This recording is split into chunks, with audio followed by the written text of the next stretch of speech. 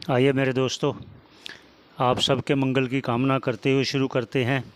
आप सभी का स्वागत है केन उपनिषद पाठ में। आप सभी का मंगल हो। तो पहले मंगलाचरण कर लेते हैं। ओम पूर्णमद पूर्णमिदं पूर्णात् पूर्णमुदच्यते पूर्णस्य पूर्णमादाय पूर्णमेवावशिष्यते। ओम शांति शांति शांति। जैसा कि हम कथन कर रहे थे कि ये केन उपनिषद है, यहाँ पर आत्म तत्व का वो उपदेश दे रहे हैं शिष्य को। तो पहले ये मंत्र का उच्चारण कर लेते हैं। तीसरा मंत्र है, तो आइए उच्चारण करते हैं पहले। ना तत्र चक्षुर्गच्छति ना वाग गच्छति नो मनो ना विद्मो ना विजानीमो यथेतदनुशिष्यादन्यदेव तद्विदितात् ततो अविदितात् दधि अविदितादधि इति शुश्रुम पूर्वेशाम ये नस्तद्व्याच चक्षिरे। ऐसा मंत्र है।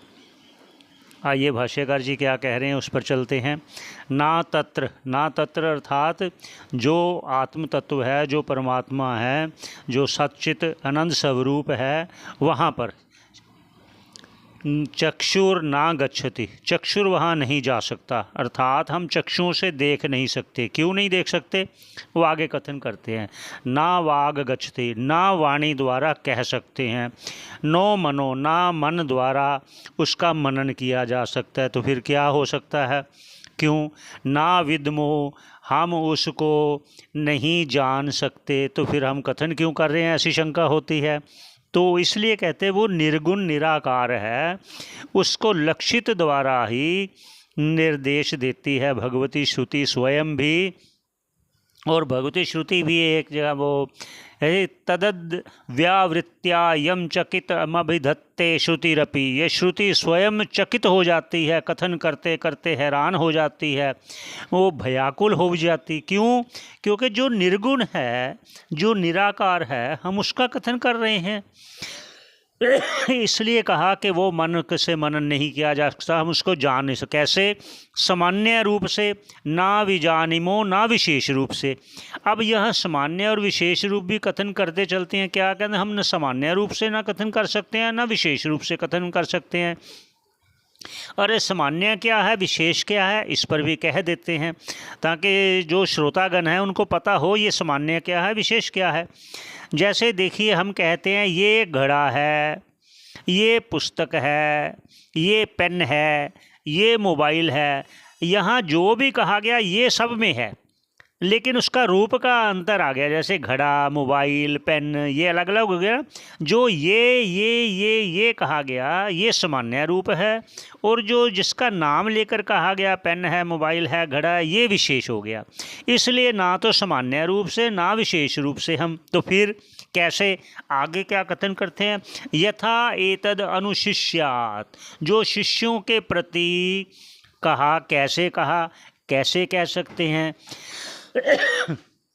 देखिए, जैसे कोई ब्राह्मण है और क्षत्रिय है, वैश्य है, उसको तो हम ये है तो सभी मनुष्य, लेकिन वो उसकी जो जाति है कि ये ब्राह्मण है, जाति को लेकर कहा। ये क्षत्रिय है, जाति को है तो मनुष्य ही है, इसलिए हम उसे जाति से भी नहीं कह सकते। अब गुण आ गया। गुण क्या है? मान लो 3 व्यक्ति खड़े हैं, एक गोरा है, एक काला है, एक चितकबरा है। तो हम उसको इस गुण से भी नहीं कह सकते हैं कि आत्मा ऐसा है, ये भी नहीं कह सकते। और क्रिया द्वारा भी नहीं कह सकते, संबंध द्वारा भी नहीं कह सकते, इस प्रकार विशेषण द्वारा नहीं कह सकते। ये अर्थ है भाष्यकार जी का कथन है। शिष्यों को ऐसे उपदेश नहीं कर रहे थे, अन्य देव और अन्य प्रकार से भी नहीं। वो कैसे? तद विदितात, उसको हम जानते हैं, ऐसा भी नहीं। कैसे? हम तो जो जानते हैं वो स्थूल पदार्थों को जानते हैं। विदित अर्थात जिसको आप जानते हो। किसको जानते हो? जैसे मोबाइल है, घड़ा है, मकान है, दुकान है, ये सब स्थूल स्थूल पदार्थ। और आगे क्या कहते हैं? अविदितात अर्थात जिसको हम नहीं जानते। किसको नहीं जानते? जो सूक्ष्म से सूक्ष्म पदार्थ हैं। अब इसको दूसरी तरफ से भी भाष्यकार जी कह रहे हैं, कहते जो विदित हैं, जो जानते हैं, स्थूल पदार्थों को जानते हैं, ऐसा भी नहीं कह सकते। और जो कहा अविदितात अर्थात जो माया है वो माया से भी परे है। ऐसा ऐसा क्या ऐसा?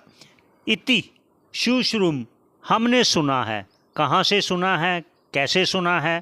पूर्वेशाम जो हमारे पूर्वाचार्य जी हैं ये सब ना हमारे लिए जो उन्होंने तद व्याच चक्षिरे उन्होंने ऐसा हमें उपदेश दिया, ऐसा कथन किया। और भी जो पहले भी कह चुके हैं ना कि जो भी जिस प्रकार मनन करेगा उसके गुण उसमें आ जाएंगे। पहले कथन किया ना मंगलाचरण में कि हम उसका हमारे ब्रह्म के गुण हम में आ जाएं।